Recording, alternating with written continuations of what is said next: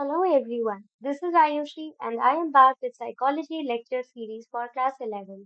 हम chapter 1 What is Psychology के बारे में डिस्कस कर रहे हैं जिसमें हम पढ़ रहे हैं कि साइकोलॉजी है क्या। इसके पार्ट 5 में हम themes of research and applications के बारे में डिस्कस करेंगे। थीम्स का मतलब होता है कि साइकोलॉजी क्या-क्या चीजों पर फोकस करती है और किन-किन चीजों के बारे में पढ़ती है। सो फर्स्ट ऑफ ऑल जो साइकोलॉजिस्ट होते हैं वो दो तरह की चीजें करते हैं। पहला रिसर्च स्टडी यानी कि वो चीजों पर ध्यान देते हैं, उनको उनको रिसर्च करते हैं, उनके हिसाब से थ्योरीज बनाते हैं।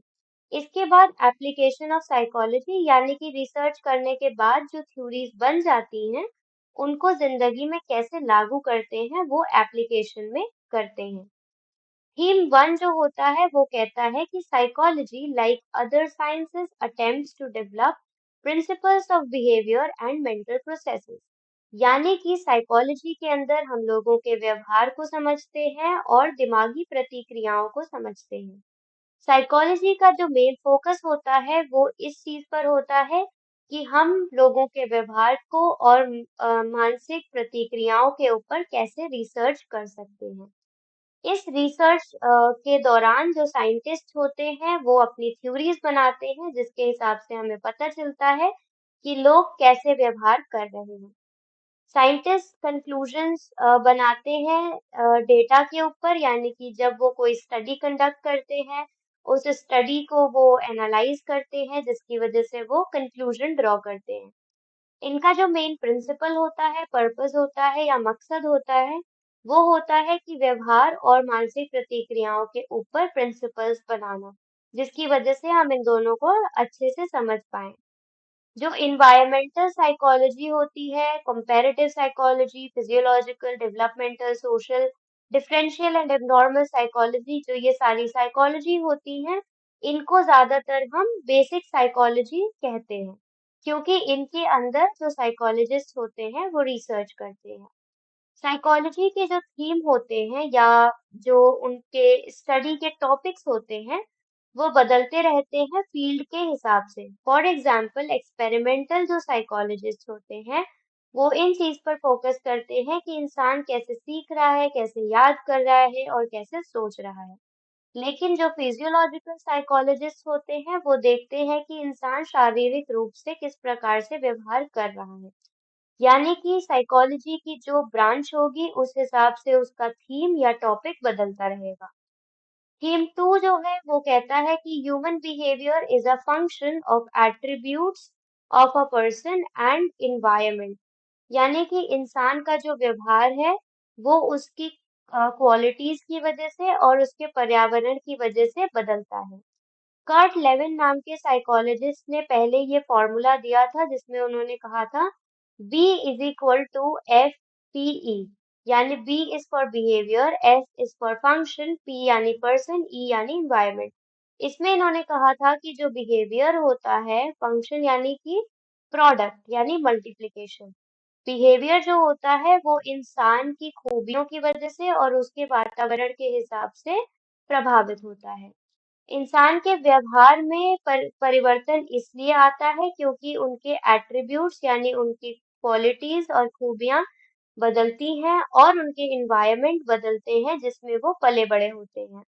कोई भी दो इंसान सेम नहीं हो सकते हैं, उनकी दिमागी एट्रीब्यूट्स या क्वालिटीज बदलती रहती हैं।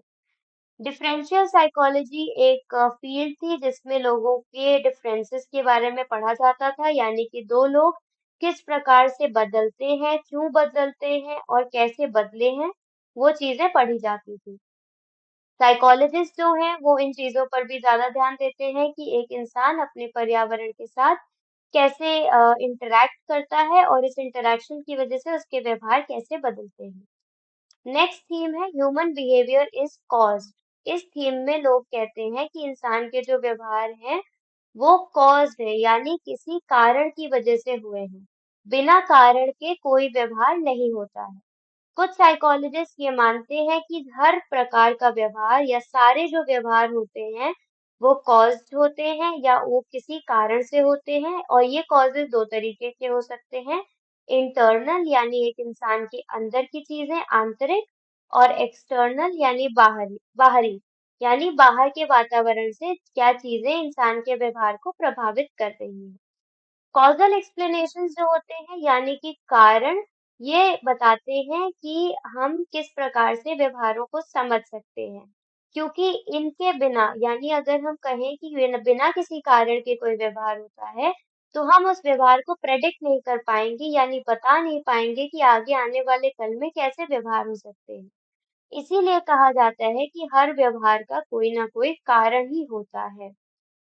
हर व्यवहार का कोई एक कारण नहीं होता है, बहुत सारे कारण होते हैं। इसीलिए कहा जाता है कि there is no one cause of behaviour as human behaviour has multiple causes. Psychologist जो हैं वो हर प्रकार के कॉजेस पे फोकस करते हैं, यानी एक व्यवहार कितनी प्रकार की चीजों की वजह से हो सकता है और क्या-क्या कारण हो सकते हैं। थीम 4 जो है वो कहता है कि understanding of human behaviour is culturally constructed, यानी जिस कल्चर में हम पले बड़े होते हैं वो हमारे व्यवहारों को प्रभावित करते हैं। कुछ थ्योरिस्ट ये मानते हैं कि जो भी साइकोलॉजी की थ्योरीज हैं वो यूरो अमेरिकन है, यानी कि वो यूरोप और अमेरिका के लोगों के ऊपर ज्यादा फोकस करती हैं और इन थ्योरीज को हम दूसरे कल्चर के लोगों के ऊपर नहीं देख सकते हैं क्योंकि उनमें बदलाव आएंगे। एशिया, अफ्रीका और लैटिन अमेरिका के जो साइकोलॉजिस्ट हैं वो कहते हैं कि यूरो अमेरिकन जो थ्योरीज हैं वो गलत हैं और ये यूनिवर्सल नहीं है, यानी हम इनको हर तरह के लोगों पर लागू नहीं कर सकते हैं। जो फीमेल्स हैं उन्होंने साइकोलॉजी को क्रिटिसाइज किया है। उन्होंने कहा है कि साइकोलॉजी जो है उसने स्त्रियों का जो तरीका है या स्त्रियों की जो विचार है उसको इग्नोर किया है और ये केवल मेल पर्सपेक्टिव्स को फॉलो करती है या केवल मेल्स को ही देखकर अपनी थ्योरीज बनाती है। इन्होंने कहा है कि हमें डायलेक्टिकल अप्रोच फॉलो करना चाहिए जिसमें मेल्स और फीमेल्स दोनों को बराबरी का हिस्सा दिया जाए।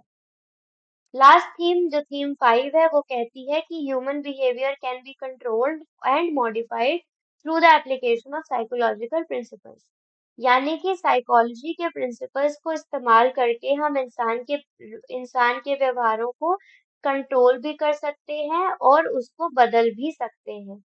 साइकोलॉजिस्ट जो होते हैं वो कहते हैं कि उनको बहुत टेक्निक्स डेवलप करनी चाहिए या मेथड्स इस्तेमाल करने चाहिए जिससे वो लोगों की जिंदगी को बेहतर बना सके या और इम्प्रूव कर सके। इसके लिए उनको जरूरी होता है कि वो लोगों की प्रॉब्लम्स को सॉल्व करें, उनकी डिफिकल्टीज को सॉल्व करें, जो इंसान अपनी जिंदगी में महसूस करता है। साइकोलॉजिस्ट जो होते हैं वो लोगों की जिंदगी में इंटरवीन करते हैं या उसमें अ, बदलाव लाते हैं ताकि वो जरूरतमंदों की मदद कर सके। साइकोलॉजी के अंदर कई प्रकार की ब्रांचेस खुल गई हैं जिसकी वजह से लोग मदद करने के लिए साइकोलॉजिस्ट के पास जाते हैं जिस प्रकार की उनकी प्रॉब्लम्स होती हैं ताकि उन प्रॉब्लम्स को सॉल्व किया जा सके। नेक्स्ट है बेसिक वर्सेस अप्लाइड साइकोलॉजी, यानी बेसिक साइकोलॉजी क्या होती है और अप्लाइड साइकोलॉजी क्या होती है। इनमें जो अंतर किया जाता है वो इस बेसिस पे किया जाता है कि इन दोनों के अंदर क्या पढ़ा जाता है, इनके अंदर क्या टॉपिक्स होते हैं। बेसिक साइकोलॉजी जो होती है वो हमें थ्योरीज देती है या प्रिंसिपल्स देती है जिसकी वजह से साइकोलॉजी डेवलप होती है और इन थ्योरीज के ऊपर ही साइकोलॉजी का एप्लीकेशन होता है यानी उसको जिंदगी में लागू किया जाता है। अप्लाइड साइकोलॉजी जो होती है वो हमें कई तरह की परिस्थितियां देती हैं जिसके अंदर हम इन थ्योरीज को लागू कर सकते हैं और इसके ऊपर रिसर्च कर सकते हैं।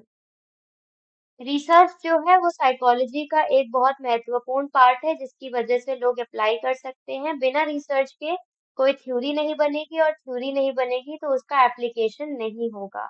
इसीलिए एप्लीकेशन के जो साइकोलॉजी होते हैं उसके अंदर भी रिसर्च जरूरी है।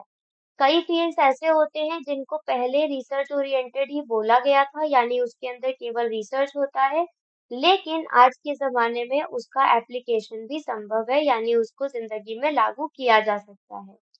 बेसिक साइकोलॉजी और अप्लाइड साइकोलॉजी की जो प्रतिक्रियाएं हैं, उनकी जो एक्टिविटीज है वो एक दूसरे के साथ मेल खाती हैं, यानी कि दोनों का होना साथ में ज़रूरी है क्योंकि एक के ऊपर दूसरा डिपेंडेंट होता है। इस टॉपिक से रिलेटेड अगर आपको कोई भी डाउट्स या क्वेरीज हैं तो आप अपने क्वेश्चंस कमेंट सेक्शन में पूछ सकते हैं। साइकोलॉजी से रिलेटेड ऐसी ही एजुकेशनल वीडियोस के लिए गुरुकुल चैनल को सब्सक्राइब करना ना भूलें।